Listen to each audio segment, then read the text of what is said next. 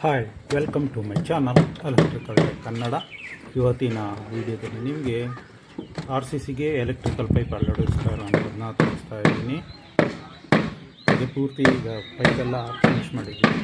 ಈಗ pipe ಹಾಕಿರೋದನ್ನ mic ಕೊಡ್ತಾ ಇದ್ದೀನಿ. ಹಾಕಿರೋಂಥದ್ದು 1 ಇಂಚ್ ಪೈಪು, 1 ಇಂಚ್ ಬೆಂಡು, 1 इंच अरे मतलब जैसे का मालूम तो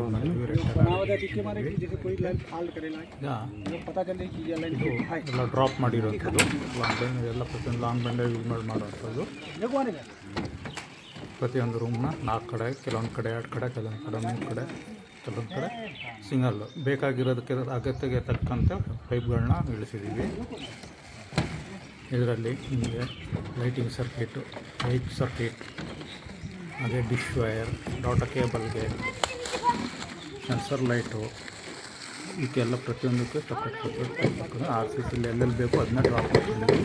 ನೆಕ್ಸ್ಟು ಹೊಡೆದು ಅದನ್ನು ಕಂಟಿನ್ಯೂಟಿ ಮಾಡ್ಕೊಳ್ತೀವಿ.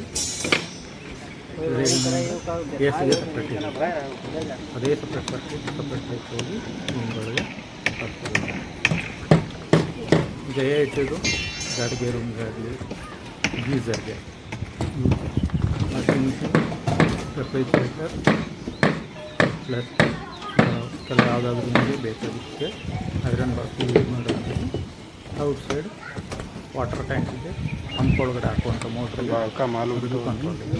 ಪ್ಲಸ್ ಮೇಲ್ಗಡೆ ಸೆನ್ಸರ್ ಸೆನ್ಸರ್ ಯೂಸ್ ಮಾಡೋದು, ವಾಟರ್ ಲೆವೆಲ್ ಸೆನ್ಸರ್ ಏನು ಬರುತ್ತೆ ಅದಕ್ಕೆ ಪೈಪಿಗೆ ಟೆರಸ್ಗೆ ಹೋಗೋದು. ಸಿಂಟ್ಯಾಕ್ಸಲ್ಲಿ ಇರ್ತೀವಿ, ಅಲ್ಲಿವರೆಗೂ ಅದು ತಲುಪಂಗೆ ಮಾಡ್ಕೊಂಡು ಈಗ ನಾವು ಅದನ್ನ ಪೈಪನ್ನ ರೇಸ್ ಮಾಡಿಟ್ಕೊಂಡಿರ್ತೀವಿ. ಅದ್ರದ್ದು ಹಾಕೊಂಡಿರ್ತೀವಿ. ಜೊತೆಗೆ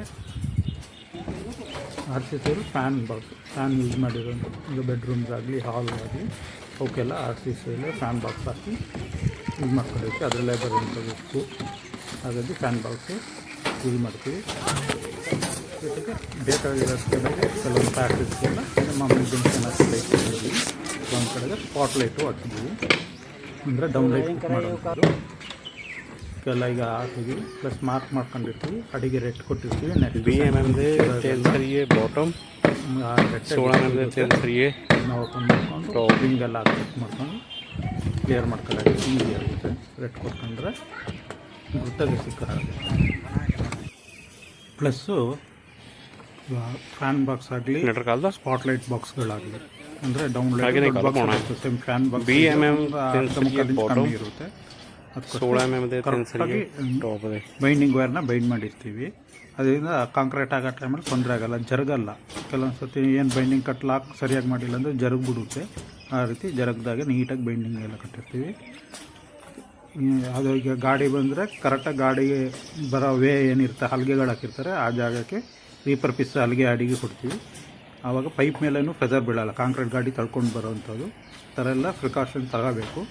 ಇಲ್ಲ ಹಾಗೆ ಹಾಕ್ಬಿಟ್ಬಿಟ್ಟು ಹೋಗ್ಬಿಟ್ರೆ ಗಾಡಿಯವರು ನಡೆದಾಡೋ ಟೈಮಲ್ಲೇ ಪೈಪ್ಗಳು ಡ್ಯಾಮೇಜ್ ಆಗ್ತವೆ. ಕ್ವಾಲಿಟಿ ಪೈಪ್ ಹಾಕಿದ್ರು ಕೆಲವು ಪ್ರೆಸ್ ಆಗಿಬಿಡುತ್ತೆ ಫುಲ್ ವೆಯ್ಟಿಗೆ. ಒಂದು ಸತಿ ಫುಲ್ ಬಿಸಿಲಿಗೆ ಕೆಲವೊಂದು ಸ್ಮೂತ್ ಆಗಿಬಿಡ್ತವೆ ಪೈಪ್ಗಳು. ಅವಾಗ ಪ್ರೆಸ್ ಆದರೆ ಆ ಜಾಗದಲ್ಲಿ ವೈರೇ ನುಗ್ಗಲ್ಲ, ಅಷ್ಟು ಫೋಲ್ಡ್ ಆಗಿಬಿಡುತ್ತೆ. ಪೈಪ್ ಕಟ್ಟಾಗಿಲ್ಲ ಅಂದರೂ ಫೋಲ್ಡ್ ಆಗಿರುತ್ತೆ. ಅದು ನೆಕ್ಸ್ಟ್ ಟೈಮ್ ವೈರ್ಗಳು ಎಳೆಯೋ ಟೈಮಲ್ಲಿ ಕೆಲವೊಂದು ಸ್ಪ್ರಿಂಗ್ ಪಾಸ್ ಆಗಿಬಿಡುತ್ತೆ, 3-4 ವೈರ್ ಪಾಸ್ ಆಗುತ್ತೆ. ಆದರೆ ಅದಕ್ಕಿಂತ ಹೆಚ್ಚಿನ ವೈರ್ ಎಳಿಬೇಕಂದ್ರೆ ಎಳೆಯೋಕ್ಕಾಗಲ್ಲ, ಆ ಥರ ಲಾಕ್ ಆಗಿರುತ್ತೆ. ಅದಕ್ಕೋಸ್ಕರ ಗಾಡಿ ಪೈಪ್ ಹೈಟಿಗೆ ಅವಾಗ ಪೈಪ್ ಮೇಲೆ ವೆಯ್ಟ್ ಬೀಳೋದೇ ಇಲ್ಲ. ಈ ರೀತಿ ಮಾಡ್ಕೊಂಡ್ರೆ ತುಂಬ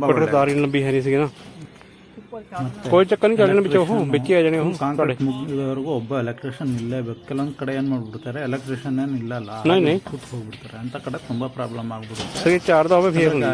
ಏನ್ ಮಾಡ್ತಾರೆ, ಗಾರವ್ರು ನೋಡ್ಕೊಳ್ಳಿ, ನೀವು ಹೊಡೆದೋದ್ರೆ ಹಾಕೊಳ್ಳಿ ಅಂತ ಕಾಲರು ಈ ಥರ ಕೊಟ್ಬಿಟ್ಟು ಹೋಗ್ಬಿಡ್ತಾರೆ. ಪಾಸಿಬಲ್ ಆ ಥರ ಮಾಡಕ್ಕೆ ಹೋಗ್ಬಾರ್ದು, ಯಾಕಂದ್ರೆ ಅವರು ಸರಿಯಾಗಿ ನೋಡ್ಕೊಳ್ಳಲ್ಲ. ತುಂಬ ಕಡೆ ಆ ಥರ ಆಗಿದೆ. ಯಾವುದು ಮಸ್ಟ್ ಆ್ಯಂಡ್ ಶುಡ್ ಆಗಿ ಒಬ್ಬ ಎಲೆಕ್ಟ್ರಿಷಿಯನ್ ಫುಲ್ ಕಾಂಕ್ರೀಟ್ ಆಗೋವರೆಗೂ ಕಾಂಕ್ರೀಟ್ ಟೈಮಲ್ಲಿ ಆ ಥರ ನಾವು ಹೇಳಿದ ಪ್ರಾಬ್ಲಮ್ಗಳನ್ನ ನಾವು ಆವಾಗಲೇ ಅಲ್ಲಿ ರೆಡಿ ಮಾಡ್ಕೊಬಿಡ್ಬೋದು. ನಾವೇ ರಿಪೇರ್ ಎಲ್ಲ ನಾವೇ ರಿಪೇರ್ ಕೊಟ್ಕೊಬಿಟ್ರೆ ತುಂಬ ಒಳ್ಳೆಯದು. ಹಾಗಾಗಿ ಹೇಳಿದ್ದು. ಕೆಲವೊಂದು ಸತಿ ಏನು ಮಾಡ್ತಾರೆ, ಹಂಗೆ ಎಲೆಕ್ಟ್ರಿಷಿಯನ್ ಇಲ್ಲದೇ ಅವ್ರಿಗೆ ಅವ್ರಿಗೆ ಹೇಳ್ಬಿಟ್ಟು ಹೋಗ್ತಾರೆ, ಅವರು ನೋಡ್ಕೊಳ್ಳಲ್ಲ. ಕೆಲವೊಂದು ಸತಿ ಹೊಡೆದೋದ್ರೆ ಕಾಂಕ್ರೀಟ್ ಹೊಡೆದೋದ್ರೆ ತಕ್ಷಣಕ್ಕೆ ಏನು ತೆಗೆದು ಮಾಡೋಕ್ಕೆ ಹೋಗಲ್ಲ ಯಾರೂ. ಹಾಗಾಗಿ ಹೇಳ್ತಿರೋದು. ಅದಕ್ಕೆ ಏನಿದ್ರು ಮುಂಚೆನೇ ಪ್ರಿಕಾಷನ್ ತಗೋಬಿಟ್ರೆ ಯಾವ ಪ್ರಾಬ್ಲಮ್ಗಳಾಗಲ್ಲ. ನೆಕ್ಸ್ಟ್ RCC ಸೆಂಟ್ರಿಂಗೆಲ್ಲ ಬಿಚ್ಚಿದ್ಮೇಲೆ ಆವಾಗಲೇ ಪುನಃ ಒಂದು ಸತಿ मतलब ये 6-7 दिन गई 6-7 दिन हाथी ಯಾಕಂದ್ರೆ ಕಟಿಂಗ್ ಮಿಷಿನ್ ಎಲ್ಲ ಯೂಸ್ ಮಾಡಬೇಕು. ಅದು ಬ್ಲಾಕ್ ಆಗಿರೋದು ತೆಗಿಯೋಕ್ಕೆ, ಬೈಪಾಸ್ ಮಾಡಲಿಕ್ಕೆ. ಇಲ್ಲಾಂದರೆ ಆ ಪೈಪೇ ಒಂದೊಂದು ಕೆಲವೊಂದು ಸತಿ ಡೆಡ್ಡೆ ಮಾಡಿಬಿಡ್ತಾರೆ. ಬೀಮ್ ಒಳಗಡೆ ಎಲ್ಲ ಆ ಥರ ಆಗ್ಬಿಟ್ರೆ ಅಲ್ಲೆಲ್ಲ ಹೊಡೆದಾಗಲ್ಲ. ಫ್ಲಾಟ್ RCC ಓಪನ್ ಮಾಡಿದ್ರು ಬೀಮ್ಗಳಲ್ಲಿ ಇಳಿದಾಗ ತುಂಬ ಹಿಂಸೆ ಆಗೋಯ್ತದೆ. ಬೆಂಡಾಕಿ ಇಳಿಸಿರೋದನ್ನ ಹೆಂಗಾದ್ರೂ ಮಾಡ್ಕೋಬೋದು. ರನ್ನಿಂಗು ರೂಮಿಂದ ರೂಮಿಗೆ ರನ್ ಆಗಿರೋ ಪೈಪಲ್ಲಿ ಆ ಥರ ಮಾಡಲಿಕ್ಕಾಗಲ್ಲ. ಓಕೆ, ಇವತ್ತಿನ ವಿಡಿಯೋದಲ್ಲಿ ಇಷ್ಟು ಮಾಹಿತಿ ಕೊಟ್ಟಿದ್ದೀನಿ. ಇನ್ನು ನೆಕ್ಸ್ಟ್ ವಿಡಿಯೋದಲ್ಲಿ ಮುಂದಿನ ಮಾಹಿತಿಗಳನ್ನ ಪ್ರಿಕೇಷನ್ ಕೊಡ್ತೀನಿ. ಈ ವಿಡಿಯೋನ ಇಲ್ಲೇ ನಿಲ್ಲಿಸ್ತಾ ಇದ್ದೀನಿ. Thank you for watching electrical tech Kannada.